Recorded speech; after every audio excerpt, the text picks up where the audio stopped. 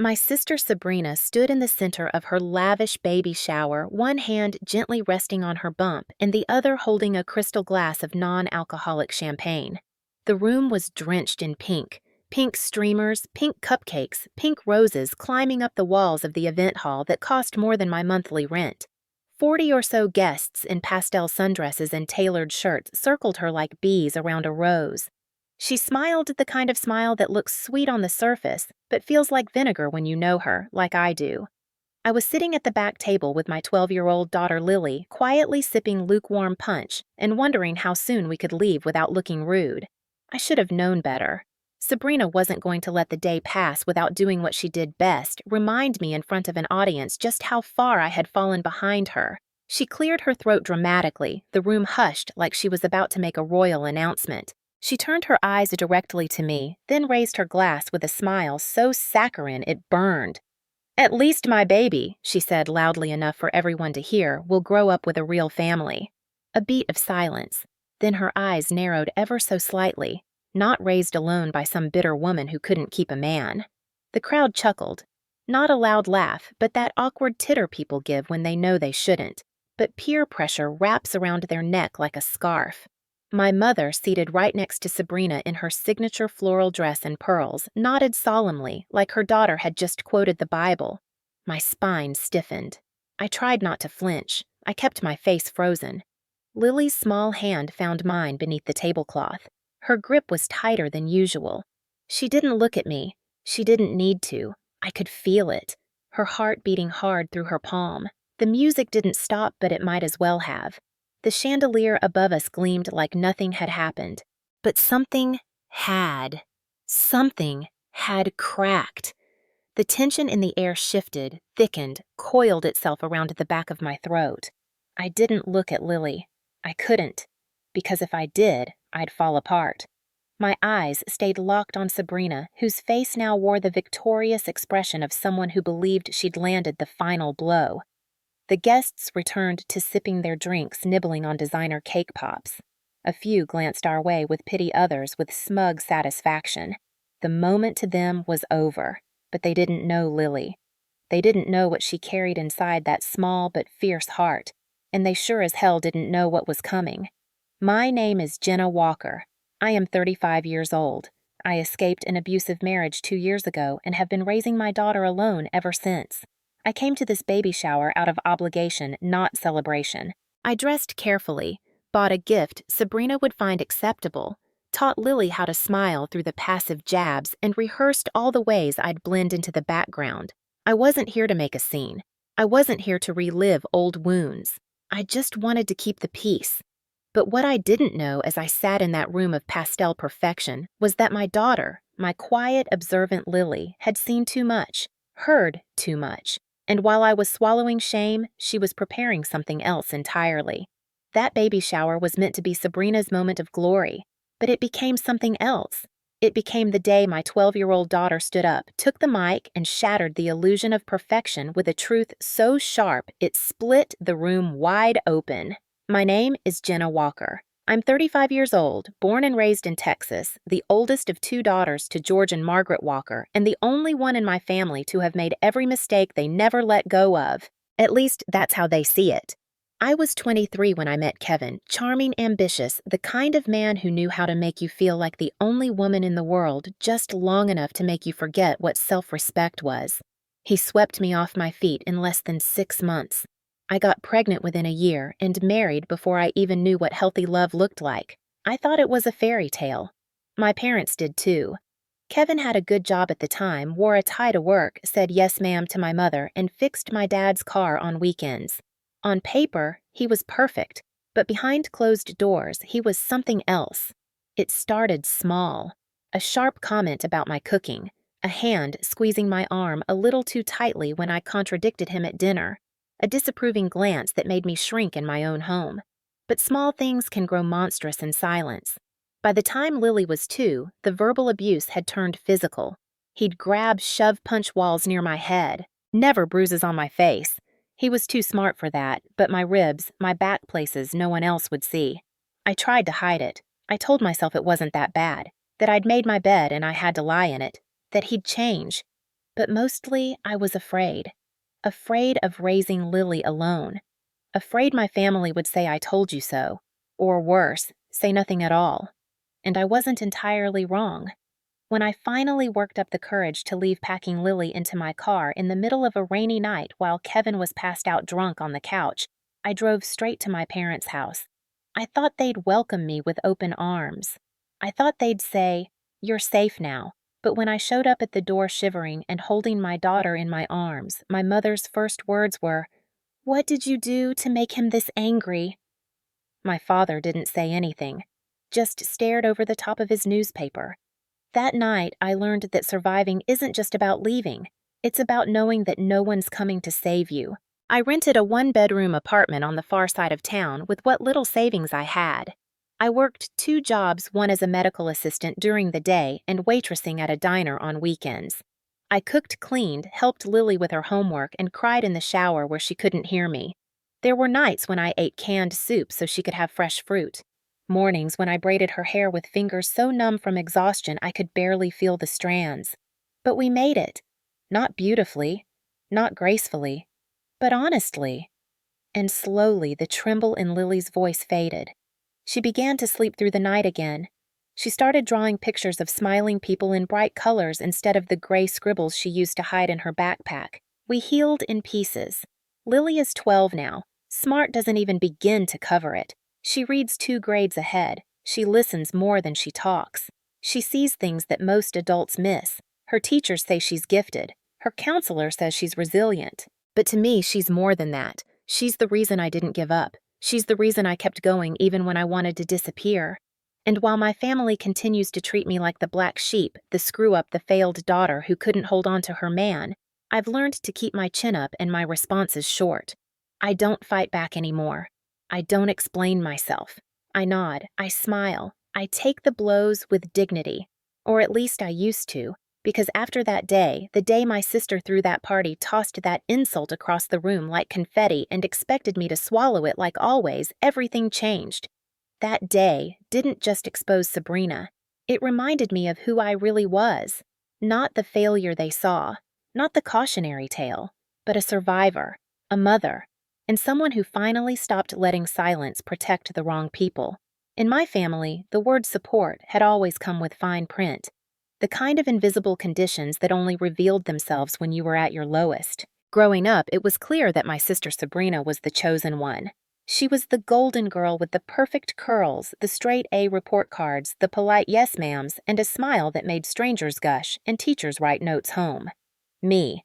I was the older one, the one who tried hard but never quite shined, the one who stayed out of trouble but never earned the spotlight.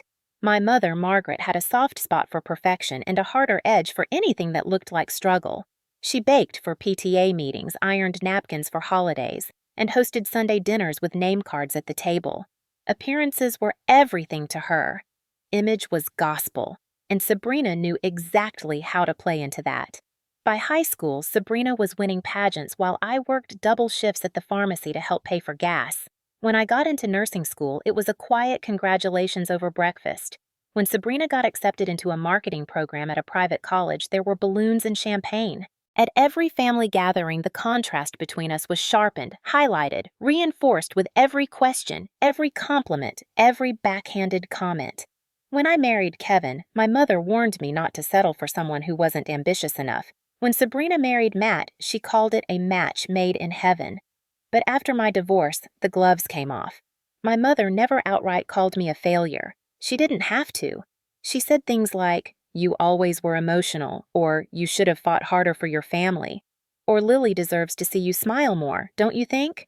Subtle, polite little jabs that carried the weight of bricks. At family dinners, I was seated at the far end of the table. Conversations floated around me like I was just a piece of furniture. When I spoke, someone interrupted. When I brought Lily, they gave her forced compliments but never asked about school or friends or how she was coping. Meanwhile, Sabrina's every cough was a miracle.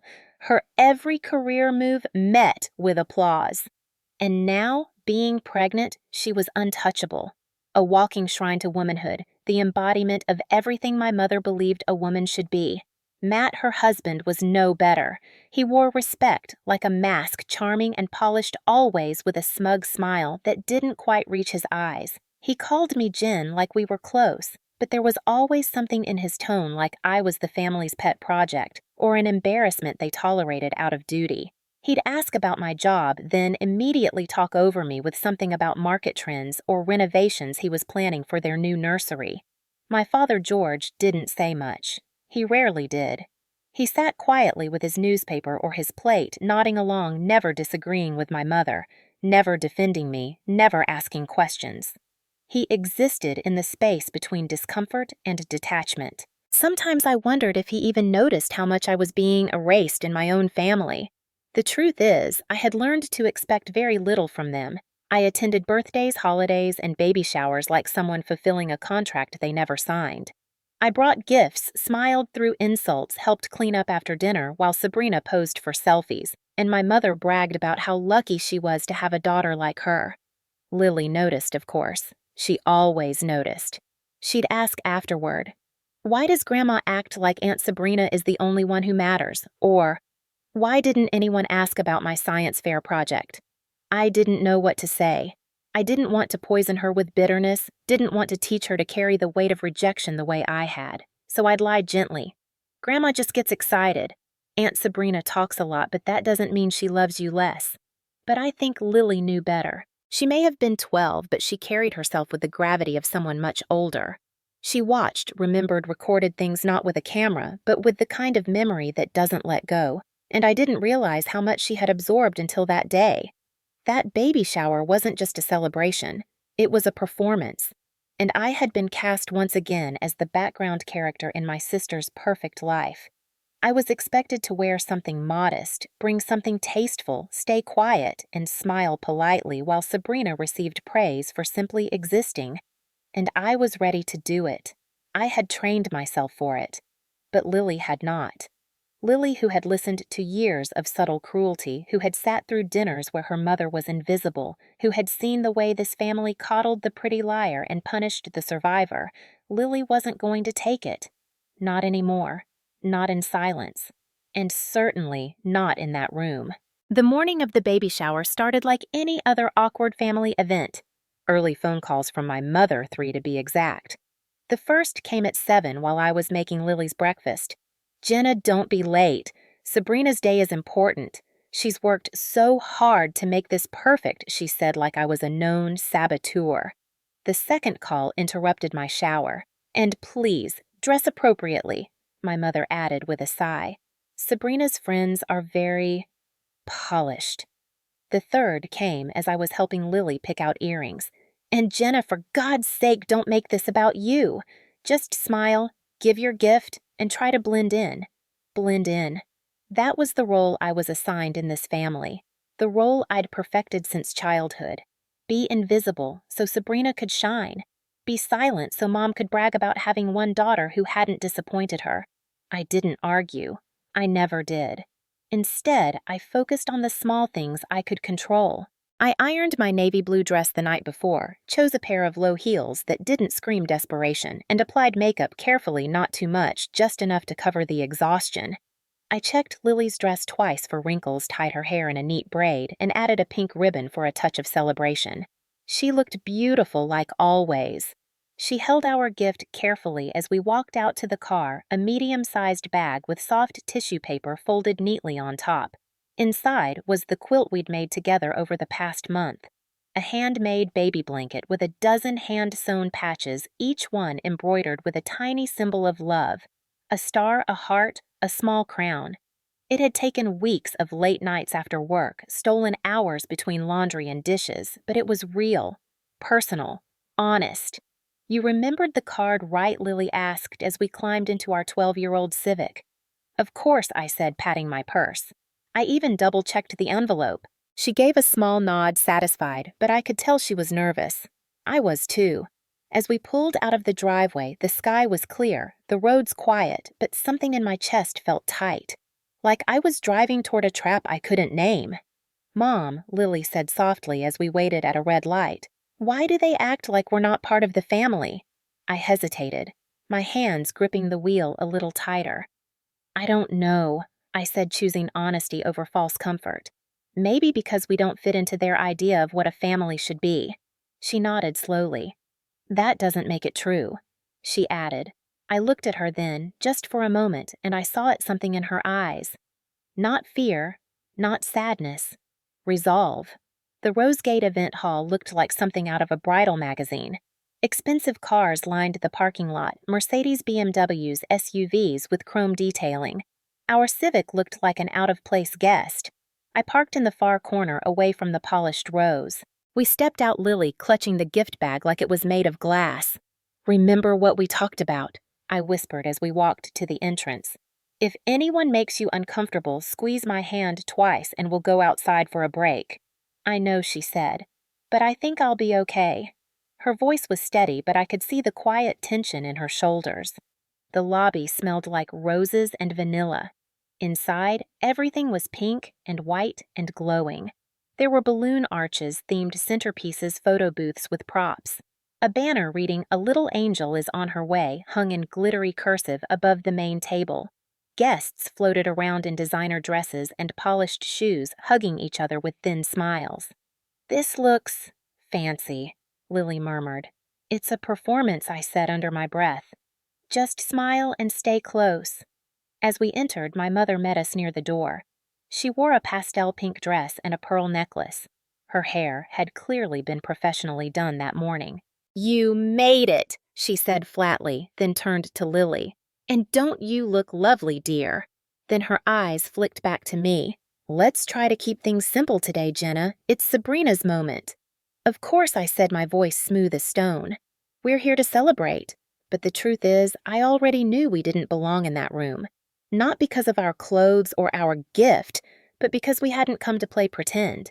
We didn't wear masks. We didn't rehearse lines. We showed up real and in a room built on illusions. That's the most dangerous thing you can do. The garden ballroom shimmered like something out of a magazine, spread all polished marble and delicate floral arrangements. Pink and white draped every surface. Rows of glass tables sparkled with champagne flutes and monogrammed napkins. Waiters in matching vests floated around with trays of tiny appetizers that looked too delicate to actually eat. Laughter bounced off the walls like music. At the center of it all sat Sabrina, glowing in a designer maternity gown that flowed like chiffon clouds. She was perched on what looked like a throne, an actual gold-trimmed chair draped in tulle and ribbon, framed by two towering flower columns and a balloon garland that spelled her name in glittering cursive. Matt stood behind her, one hand on her shoulder, playing the role of devoted husband to perfection. Everything about the room screamed performance. Lily and I found our table near the back, farthest from the royal stage. I helped her into her seat, then sat down and took a breath. The woman next to us gave us a once-over and smiled thinly, then returned to her conversation about strollers with Bluetooth. It was clear from the beginning that this wasn't a family event. It was a show curated for optics and Instagram. Guests flowed around Sabrina with the kind of admiration usually reserved for celebrities or royalty. My mother was positively beaming, floating around like the event's official tour guide, introducing Sabrina to anyone who would listen as my brilliant daughter or the future mother of the next president. When it came time for gifts, everyone gathered around the display table while Sabrina took her seat in the spotlight. Matt hovered behind her, kissing the top of her head like they were on a game show for perfect couples. A woman named Candace announced each gift like a host. This one's from the Martins. Ooh, it's the $400 bottle warmer set. Clapping. Smiles. Gratitude. This one's from the Callaways. Wow, look at this deluxe stroller combo. More clapping. Sabrina's responses were measured and graceful. Oh, how thoughtful, she'd say, with practiced warmth. So generous. We're so blessed. Then it happened. This one's from Jenna, Candace announced. Her voice held that peculiar tone people use when they're trying to sound neutral but can't hide their expectation of disappointment. Sabrina looked at the gift bag like it might contain a live rat. She pulled back the tissue paper slowly as if bracing herself. When she finally lifted the quilt, she held it up with 2 fingers like it was a used dish towel. Oh, handmade, she said flatly. How quaint. The laughter was quiet, but it was there, tucked behind napkins and wine glasses. Sabrina smiled wider, her eyes meeting mine. You always were crafty, weren't you, Jenna? All those late nights alone, nothing better to do. I swallowed, keeping my face still. I could feel Lily stiffen beside me. Each square is a different symbol, I said, trying to keep my tone light. Lily helped with the stitching. The back is hypoallergenic organic cotton. Of course it is, Sabrina replied, folding the quilt like she was trying not to wrinkle her manicure. Not everyone has the budget for Bergdorf's right. Sometimes love just has to be creative. My mother laughed loud enough for others to hear. Some women make do with what they have, she said, looking directly at me. At least Sabrina planned ahead. She built a real home before bringing a child into it. Not everyone has that kind of wisdom. I bit the inside of my cheek. Across the room, Matt chuckled and said to a man beside him, "Well, it's not about how you start. It's about whether you end up alone with a quilt or in a house with a future." Another ripple of polite laughter. I glanced at Lily. Her fork was frozen halfway to her mouth. Her cheeks were pale, but her eyes were blazing. I reached for her hand again under the table. She didn't respond. Then Sabrina stood placing the quilt aside like it was a disposable napkin. She walked to the front of the room, cradling her belly with both hands. I just want to say, she began, how grateful I am to have such an amazing support system. My husband, my parents, my friends. This baby is coming into a world filled with love and stability. And most importantly, her eyes scanned the room, then landed on me with a father. My mother clapped first, proudly. Then the rest of the room followed, applause building like a tidal wave. I could barely hear myself breathe. Sabrina continued, her voice rising with conviction. A father to teach him how to ride a bike, how to shake a hand, how to be a man. Not everyone has that blessing. She smiled. The crowd roared. Lily's hand shot off the table. Her body was so still it startled me. I turned toward her, but she was already pushing back her chair. She stood without a word, her expression calm, but her eyes full of fire. Sabrina was still speaking when Lily walked toward the front of the room. No one noticed at first, but I did, and I knew something was about to happen. Not just a reaction, a reckoning. Lily didn't stumble, she didn't stutter. She walked with the quiet fury of someone who'd been collecting wounds and was finally ready to return them. And in that moment, while the crowd clapped and Sabrina bathed in their worship, my daughter reached for the microphone and the room began to shift. They had no idea what was coming, but I did, because I had raised her to see the truth, and she was done watching them pretend it didn't exist. The music was still playing softly in the background, some instrumental lullaby version of a pop song no one could name, when Lily walked straight up to the front. No hesitation. No glance back at me. Just the steady click of her flats on the polished marble floor as she stepped past the glittering gift table, past the floating balloons, past Sabrina, who froze mid-sentence and came to stand beside the microphone stand like she had rehearsed it 100 times. The room quieted almost immediately. Not because they knew what was about to happen, but because no one expected a 12-year-old to approach a microphone in the middle of someone else's baby shower. My mother tilted her head, curious, confused. Matt shifted uncomfortably beside Sabrina. Sabrina smiled awkwardly and said, "Sweetheart, are you going to say something cute for your little cousin-to-be?" Her voice was still syrupy, still performative, still in control. Lily shook her head slowly. Her voice was soft, but the mic caught it cleanly. "No," she said, "I have something else to say." A pause fell over the room like a dropped curtain.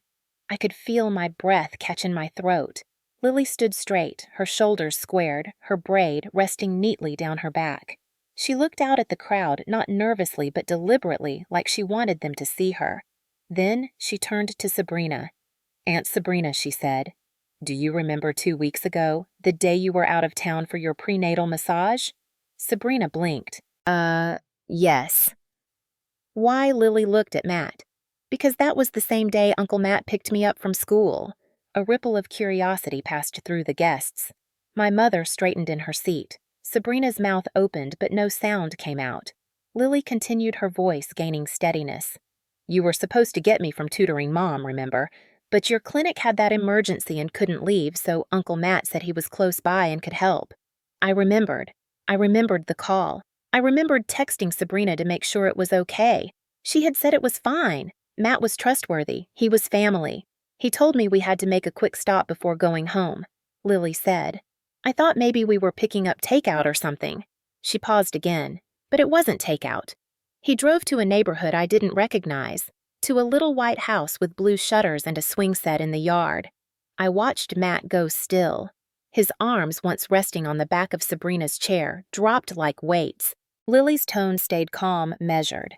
A woman answered the door. She had curly dark hair and scrubs on like she just got off a nursing shift. She hugged Uncle Matt. And then a little boy ran out and yelled, "Daddy!" and hugged his legs. Someone gasped. Sabrina's hand flew to her mouth. She told me the boy's name is Mason, Lily added, and that he's 5 years old. Matt stood up abruptly. This is ridiculous, he said, laughing nervously.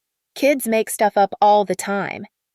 She probably misunderstood I didn't misunderstand, Lily cut in. You told me not to tell anyone. You said grown-ups have complicated lives and it's best not to get involved. But I am involved. You involved me. Matt's face turned red.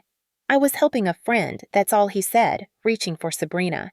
Honey, you know I love you. This is a misunderstanding. But Lily was already pulling her phone out of the pocket of her dress. I recorded what you said in the car after we left, she said plainly, because something didn't feel right, and I wanted to make sure I wasn't crazy.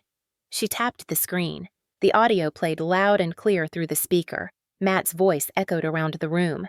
She's just a nurse. You don't need to worry about her kid. I'm never leaving Sabrina. She has the money. This is just a side thing. You're smart. You get it. The silence was louder than any scream. Sabrina's expression collapsed into something unrecognizable. She backed away from Matt, her hand resting on her belly as if to shield her child from his touch. Matt, she whispered. What is this? I can explain, he stammered, reaching for her. Baby, please. But Lily kept going, and I took pictures of the house, of you hugging Mason, of the woman kissing you before we left. She held up the screen. Faces blanched. A few guests audibly gasped. One woman clutched her pearls. Another covered her mouth. You lied to her, Lily said, voice unwavering. You lied to my grandma. You lied to me. But mostly you lied to Aunt Sabrina. Sabrina stepped back farther as if proximity to Matt might make her sick. Her voice was shaking. You told me you were at investor meetings.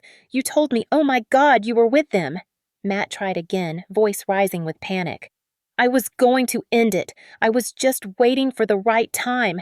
I didn't want to stress you while you were pregnant. You have to believe me.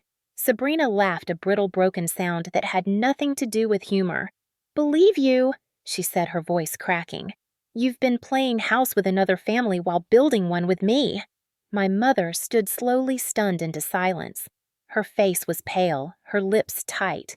She looked at me like she was trying to decide whether to be angry or grateful. I didn't move. I couldn't. The room had stopped spinning. Time itself had paused. Lily turned off the audio and put her phone down on the table. I wasn't going to say anything she said.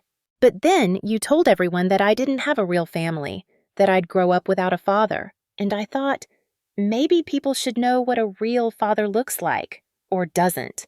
Sabrina sat down slowly, one hand trembling as it brushed against the gift table. Matt stood alone, exposed, his perfect image shattered at his feet. Guests began murmuring. One by one, phones came out. Screens lit up. Eyes darted. People moved toward the door. You should go, Sabrina said to Matt without looking at him. Now. He opened his mouth, closed it, then walked out, his shoes echoing on the marble floor like a retreating drumbeat. The party was over. But the reckoning had just begun. The doors hadn't even fully closed behind Matt when the room erupted. Not with noise, but with the eerie, unsteady energy of a place that had just been hit by an emotional earthquake. Guests began shifting in their seats, some whispering behind cupped hands, others rising awkwardly as if unsure whether they were still supposed to stay. The music had stopped somewhere between Lily's first sentence and Matt's final lie, but no one noticed until now. The silence became heavy, suffocating. Sabrina sat frozen in her gilded chair, staring blankly at the spot Matt had occupied seconds earlier. Her manicured fingers clutched the armrests like they might hold her upright, but her body was slumping, folding into itself. Her baby bump rose and fell quickly with short, shallow breaths. My mother stood still beside her, blinking furiously as if trying to rewind what had just happened and somehow delete it from existence. I remained at the back of the room, still beside Lily, still gripping the edge of the table like it was the only solid thing in a room, collapsing under its own lies. Then someone spoke. Was that real? It came from a woman near the dessert table. Another voice responded, "Did you see the photos? She had receipts." Oh my God. Mrs. Callahan from church crossed herself as if a demon had just flown through the event hall. One of Sabrina's book club friends pulled her phone from her purse and began typing furiously, likely live texting every gasp-worthy moment to a group chat filled with suburban drama junkies. And amidst it all, Lily sat quietly, her back straight, her eyes down. She wasn't smug. She wasn't defiant. She looked like someone who had just done what needed to be done and was now simply waiting for the world to catch up. I wanted to wrap my arms around her. I wanted to cry. I wanted to scream. But I stayed still. I watched. My mother eventually turned her attention to me. Her face was a mask of shock and something else accusation. Did you know, she demanded, her voice sharp and low, barely above a whisper, but laced with years of bitterness. Did you put her up to this? I stood slowly. My heels made no sound against the thick carpet. I met her eyes without blinking. No, I said. She did that all on her own, because she was tired of being treated like less, like I've been treated for years. My mother opened her mouth to speak, but I held up a hand. And before you try to turn this into my fault, remember who brought Matt into our lives, who praised him, who said I was the failure. She recoiled slightly, her jaw tightening. Then, without another word, she turned back to Sabrina, who had begun trembling, her shoulders shaking silently. I stepped forward, finally, making my way across the room. Not quickly, not urgently, just steadily. Sabrina didn't look at me until I was right in front of her. Her eyes were red makeup streaking down her cheeks. For a long second, we just looked at each other. Then she whispered, "He was supposed to be safe." I nodded slowly. That's what I thought too. About Kevin. Her eyes widened slightly, as if she had only now remembered that I had once sat in her place, that I had once been the woman left humiliated, discarded alone. Except this time, the betrayal wasn't private. It had been gift-wrapped and delivered at her own baby shower. Why didn't you say anything, she asked. When you found out, I looked over my shoulder at Lily, still seated, still composed. Because it wasn't mine to reveal, I said. But she's watched you and Mom tear me down for years. She couldn't sit through one more moment of it. Sabrina let out a breath that sounded more like a whimper. "It hurts," she said. "Yeah," I replied. "It does." Behind us, the guests were filing out, slowly, uncomfortably. A few offered murmured words to my mother, who offered stiff nods and strained smiles in return. Some avoided eye contact altogether, pretending to check their phones or examine decorations as they walked out. The pink and gold streamers that once looked whimsical now felt like remnants of a broken illusion. Someone had knocked over the centerpiece on the dessert table. Frosting smeared the edge of the tablecloth. A balloon had popped and hung in tatters from the ceiling. I looked around and realized this was the exact moment Sabrina's world cracked open. Not just the world she had built with Matt, but the version of herself that had lived untouched by consequences. The woman who could humiliate others and remain adored. That woman was gone, and what remained was raw and real and human. Finally. I reached for a napkin and handed it to her. She took it without speaking. Just nodded once and began dabbing her cheeks. I looked down at her belly, rising and falling.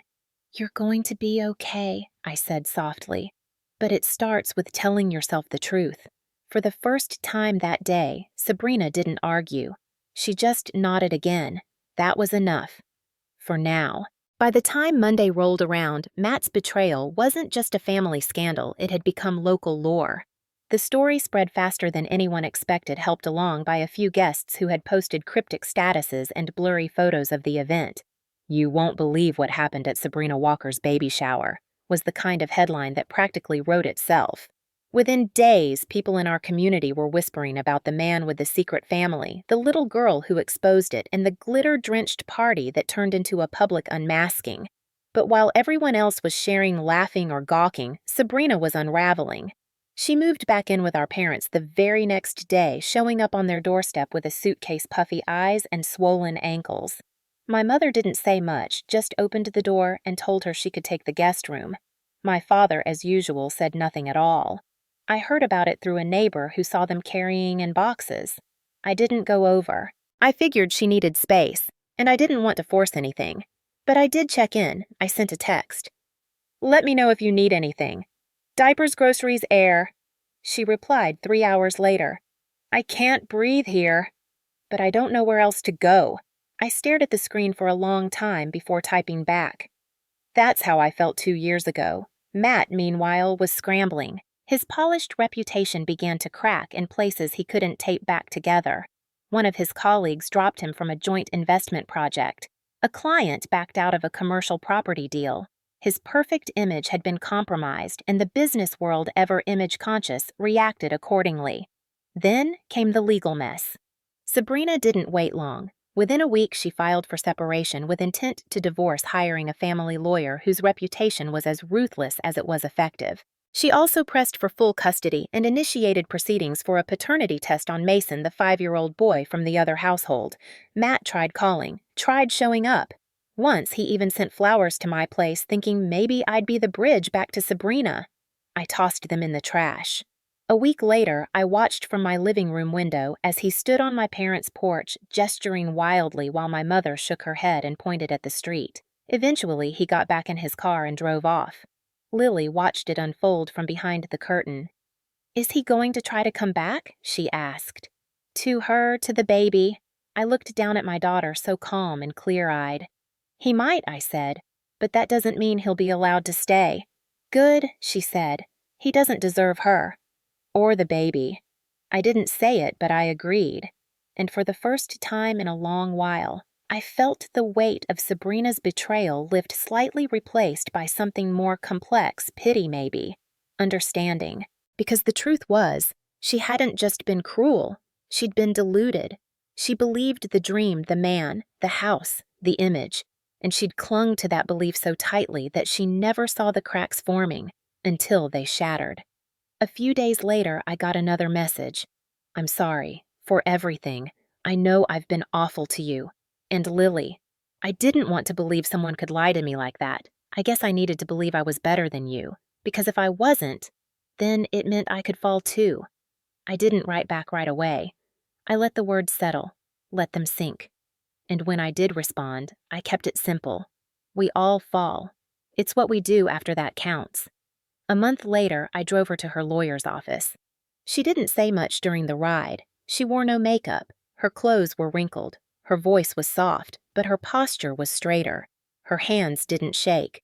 After the meeting, she turned to me and said, "I want to do better. I want to be different." And I believed her. Maybe for the first time in our lives. The baby was due in 5 weeks, and though the road ahead would be long and uneven, it was finally one she would walk with her eyes open. No illusions, no masks, no more pretending. Just truth. Just forward. The day Sabrina went into labor was a quiet Tuesday afternoon in early spring. The sky was overcast, the air cool and still. She called me, not our mother, not a friend, just me. Her voice trembled slightly. "I think it's time," she said. Can you come with me?" There was no pride left in her tone, no armor, no performance, just a scared woman about to bring a new life into the world without the man she thought would be there beside her. I didn't hesitate. I grabbed my keys, told Lily where I was going, and headed straight to my parents' house. When I arrived, Sabrina was already waiting by the front door, a hospital bag at her feet, one hand pressed to her belly. Our mother stood behind her, hovering but uncertain. "Are you sure you don't want me to come too?" she asked, voice tight. Sabrina shook her head. "No, Mom. I need Jenna." That was all she said. We rode in near silence, save for her occasional sharp breaths and soft groans as the contractions intensified. I kept one hand on the wheel and the other resting on the center console close enough that she could reach if she needed. "Thank you," she whispered once barely audible, "for not turning your back on me." I glanced over and gave a small nod. We've both had enough of that from other people. At the hospital, I helped her check in, held her hand through the paperwork, and stayed by her side as the nurses led us to the delivery room. Hours passed in a blur of contractions and beeping monitors and whispered encouragement. There was sweat, pain, tension, but there was also strength. I saw a version of Sabrina I had never seen before. Raw, determined, fierce in her own right. She didn't cry or panic. She pushed. She breathed. She bore it all. And when the baby arrived, a boy with thick dark hair and lungs that filled the room, I was the one holding her hand. She turned to me, eyes wet, face pale and glowing all at once, and said, "His name is Oliver." "That's beautiful," I told her. "You did it." She nodded slowly. Then after a pause, she added, "Will you stay?" "Just a little longer." I stayed until visiting hours ended, and even then only left when the nurse gently insisted. Before I walked out, Sabrina looked up from her hospital bed, Oliver sleeping in her arms, and said, "I want to do this right. I want him to grow up knowing what real love looks like." I smiled, my heart full and aching. Then he's already ahead of where we started. Back at home, Lily was waiting on the couch, a book in her lap and a cup of tea resting on the table beside her. "How is he?" she asked as I took off my shoes. "Perfect," I said, collapsing beside her.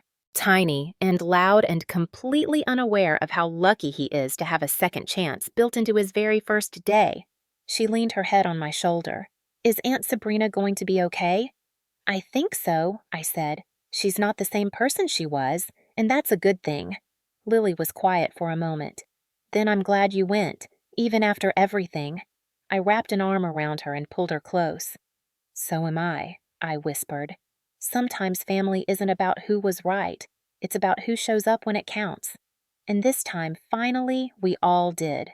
6 months have passed since the baby shower that changed everything, and in that time, the world I thought I knew has shifted in quiet, powerful ways.